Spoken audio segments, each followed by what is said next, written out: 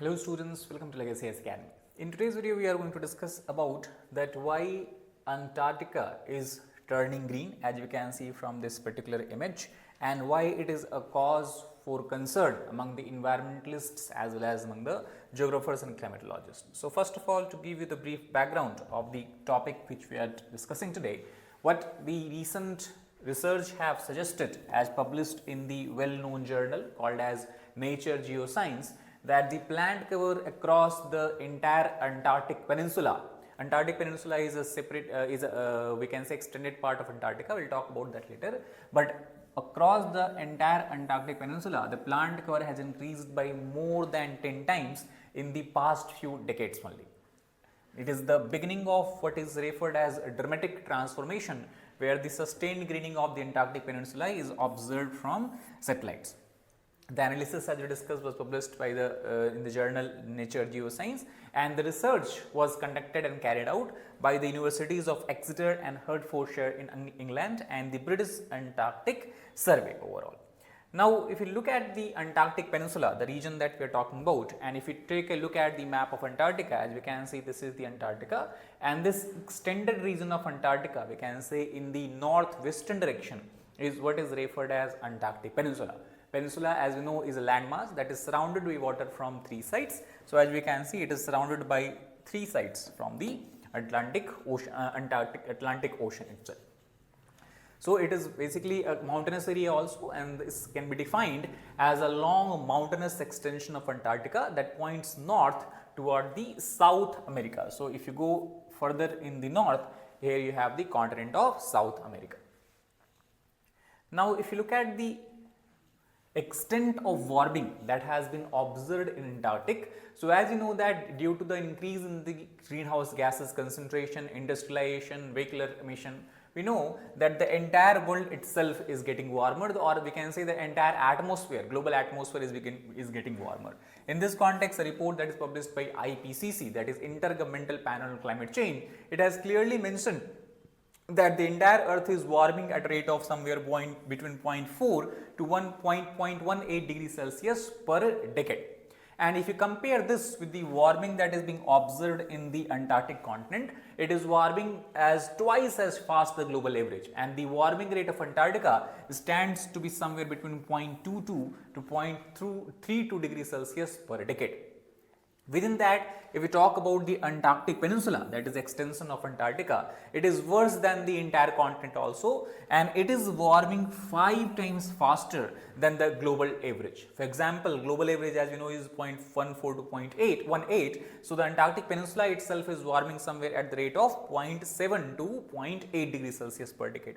So, Antarctic Peninsula is now almost 3 degrees Celsius warmer on average than what it used to be in the year 1950s. Now, here if you look at the warming, the one other effect of warming or example of warming is seen in the heat waves that is being observed in Antarctica. Heat waves generally refer to a development of unusual temperature in any part of the world. So, Antarctica has been experiencing record breaking heat waves, especially during the height of its winter season. That is something which is very contrasting, and it is the summer season in the northern hemisphere. As you know that the seasons reversed when you move from northern hemisphere to the southern hemisphere.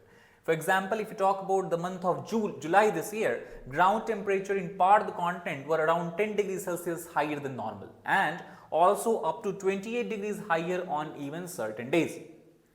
In March 2022, if we talk about, Antarctica has experienced its most intense heat wave, where temperature in eastern part of Antarctica soared to 39 degrees Celsius above the normal temperature.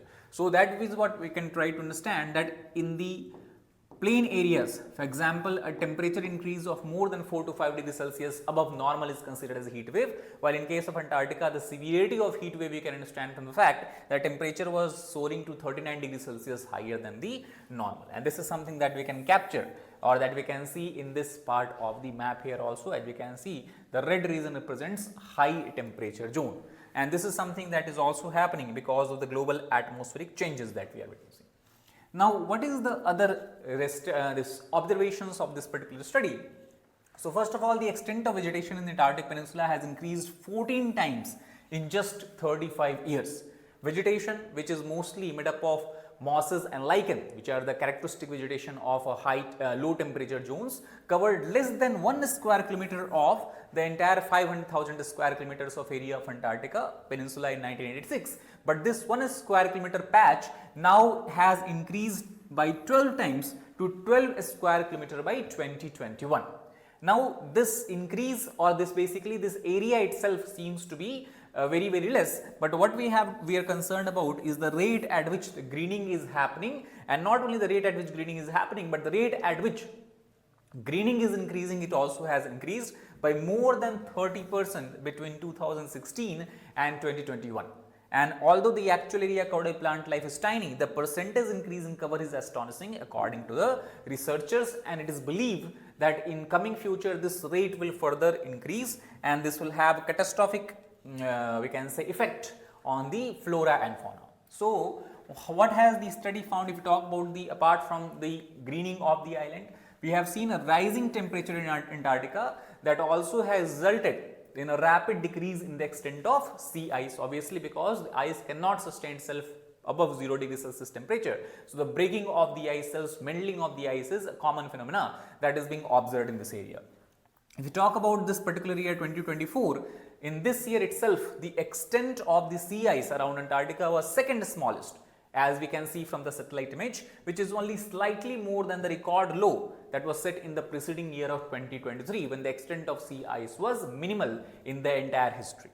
Now, warmer open seas may be leading to weather conditions that favor plant growth, because when the warm winds move, it basically caters to and help to the plant growth. And this is something that has been observed by what we can say is a US body, that is National Ocean and Atmospheric Administration. Now, what is the concern that environmentalists have raised due to these changes, that is the greening and the warming of Antarctica? So, first of all, the greening of Antarctica can present or poses a threat to the native flora and fauna, that is the native plant and animal lives. For example, the mosses which are growing here, they can colonize bare rock and create a foundation of soil, because as we know, in Antarctica generally the soil is missing. Now as the mosses can create and lead the foundation of soil, it could cause a milder condition, making the continent more favorable for the growth of other invasive species, because if soil is present, and as we know that Antarctica is having a base of several scientific research stations of different countries. So, when these people basically come into Antarctica, they can bring with themselves lot of such kind of species of the plants, and these species then can start to take root in the Antarctican soil, causing threat to the native flora and fauna. So, second is the soil formation.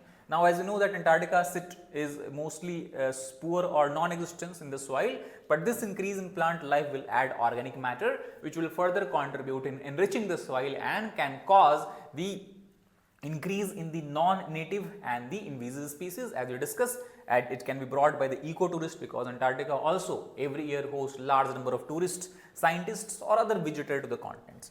Not only that, it can also cause increase in albedo, because as we know, albedo refers to the basically we can say it is a ratio of the reflected light versus the incident light, and the fresh snow has the highest albedo.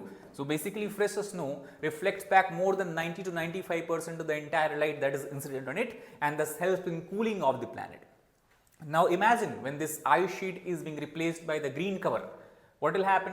The extent of absorption of the light will be higher, that means albedo will decrease, and that will cause further warming of the Antarctican continent, leading to further warming of the entire earth. So, it will basically create a self-sustaining or self-feeding cycle of a sort, we can say. So, what we can say in conclusion is that as we look at the data right from 2000 to 2010, and as we can compare, Antarctica has already lost 280% more ice mass in 2000 to 2010 than it lost in the preceding decades of 80s and 90s. And also, as scientists agree that as unprecedented level of greenhouse gases have been entering and will keep on entering in the atmosphere in the future, it will mainly through the burning of the fossil fuels. As we know, the Antarctica will continue to get warmer, and the vegetation is only likely to increase according to the researchers. That means in the future, we will not see any kind of reversal, we will not expect to see any kind of reversal in the pattern of greening and warming. Rather, we will see the intensification of the same because of the greenhouse gas emission. So that is all about this particular video. I hope you understood the reason behind the greening and warming of Antarctica and the possible effects it can have on the continent as well as the entire world. Thank you very much.